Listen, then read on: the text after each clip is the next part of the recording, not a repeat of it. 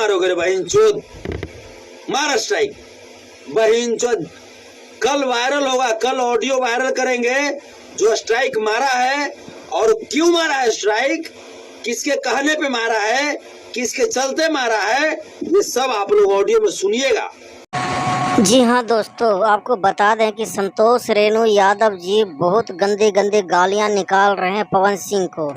जी हाँ दोस्तों, लेकिन ये क्यों निकाल रहे हैं? क्योंकि उनके कुछ लोग हैं जो संतोष रेणु यादव के चैनल पर स्ट्राइक दे दिए थे।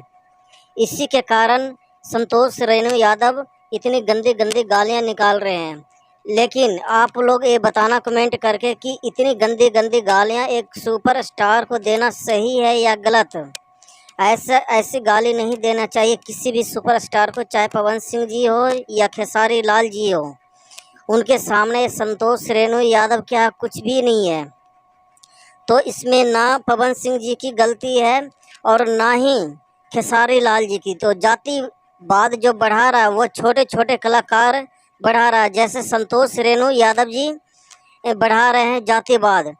इनको खुद सोचना चाहिए कि कितने वो बड़े सुपरस्टार हैं, उनको कैसे गाली दे। अगर उन्होंने स्ट्राइक चैनल पर दिलाया है तो इनको करना चाहिए था कि FIR दर्ज उन पे करवाना चाहिए था, थाने में केस करना चाहिए था। लेकिन इतनी गंदी गंदी गालियां इनको नहीं देना चाहिए था।